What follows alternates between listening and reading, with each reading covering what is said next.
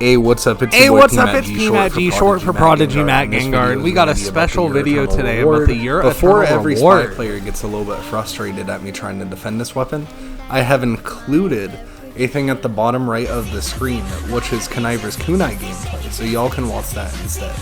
I really hope this makes everybody happy, and I have also added some music that tries to fit the mood of every single thing happening in the game that's going to rotate a little bit.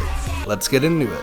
Spy gets countered by the usual stuff like Pyro and Razorback snipers, but unlike other classes, his main counters are teamwork, communication, and turning around. Spy's normal way to counter these downsides is by using the Conniver's Kunai and the Diamondback. The Diamondback allows you to store crits after every backstab or sap, and the Kunai allows you to get health after every backstab. The Kunai's technical downside is that you turn into a basically one-shot before you get the backstab, but when are you not a one-shot anyway? As TF2 has really progressed, it's been very hard to even play Spy, because the players are just like better than they used to be. It's very hard to go in a game and have no one Spy check you. It's normally constant. You have to stand in cloak and really wait for your time to get your one crucial pick. The Kunai is pretty infamous for having the most options to use with the pick. After every backstab, you get refilled to full health plus overheal, which allows you to escape with more health than you engage with, or just keep stabbing and charge more crits for your Diamondback. The Diamondback does 102 damage every crit and 34 damage every shot, which allows you to two-shot most of the important classes you want to after your initial pick. And this creates a pattern where people pretty much just hate the Spy, where you can backstab the bad players and then crit the good players. I just realized that Spy is basically like a League of Legends jungler. You literally just want to bully the bad players, get fed, and then bully the good players. Now that I've gotten the unavoidable segment where I talk about the Conniver's Kunai and the Diamondback out of the way that is in literally every single Spy video, I can get to the meat and potatoes of this video, which is the Year Eternal Reward. All of the upsides I said before pretty much don't exist. All of the downsides still do, but with added downsides. All of the Year Eternal Reward, like downfalls or drawbacks of the weapon, involve your cloak, which locks you into the Latron J. The good news is the Latron J is also like highly used because it's just busted. It does no damage, but it refunds cloak on hit, and more importantly, it gives you a lot of passives that make your cloak refresh faster and drain slower. It's just the cloak weapon which allows you to get the crucial pick easier. Basically, the easiest way to describe it is the Latron J mitigates every downside of the Year Eternal Reward except that it costs an entire cloak bar to disguise. You're going to want to disguise in the respawn room and then just hope that one disguise works. But you do have the cloak and dagger, so you can pretty much just sit cloak the entire game.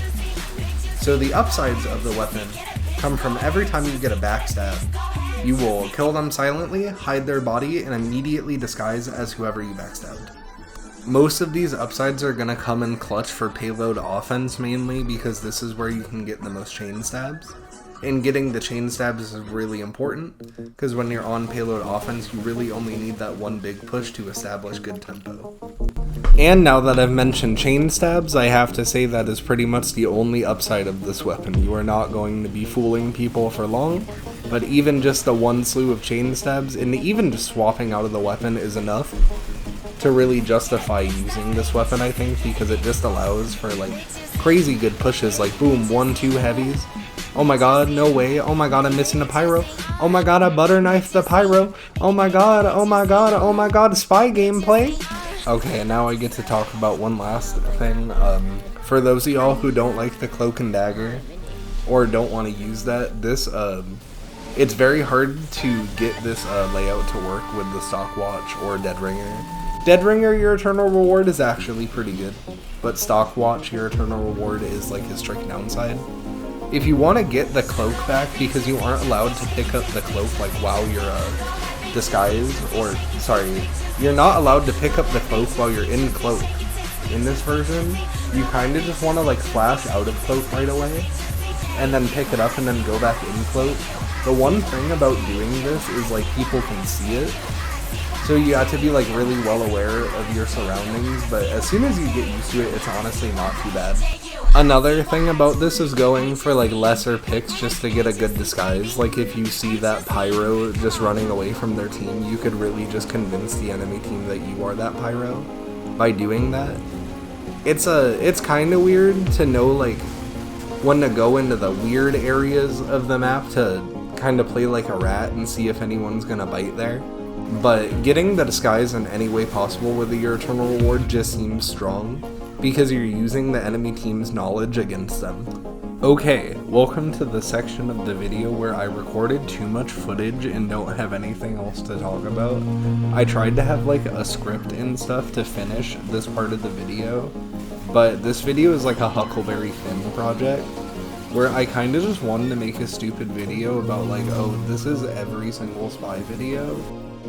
And, you know, have it be a little meta, have it be a little spicy, but, you know, a lot of shit happened, and that just, you know, like, I don't really think this video is too high quality, so I'm going to end it with the classic spy video thing where I'm going to complain about the Ambassador.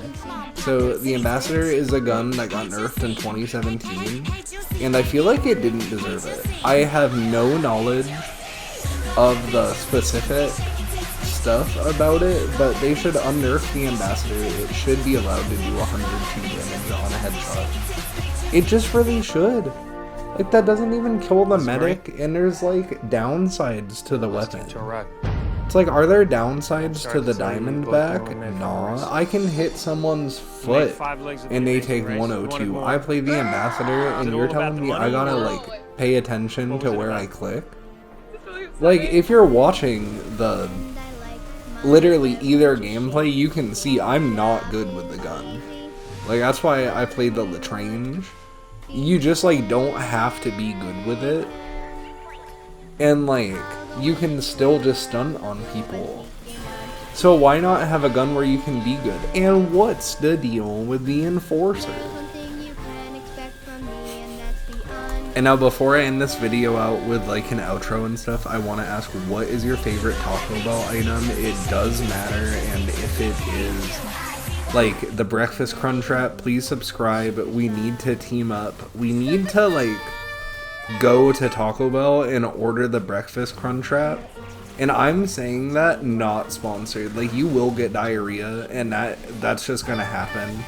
But like, it's worth it. You take one bite of that sausage Crunchwrap, and like, it doesn't even taste like the ingredients inside of it. It's concerning. It doesn't, like, it is very Taco Bell. And like, you take one bite of that Crunchwrap, it is, oh my god. Oh my god, it gushes. Super Spy! Super Spy! When there's trouble up ahead, I'm your guy. I'm an international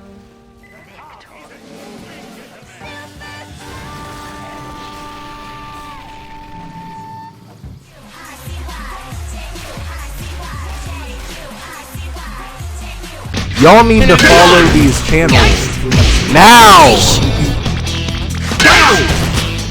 Yikes!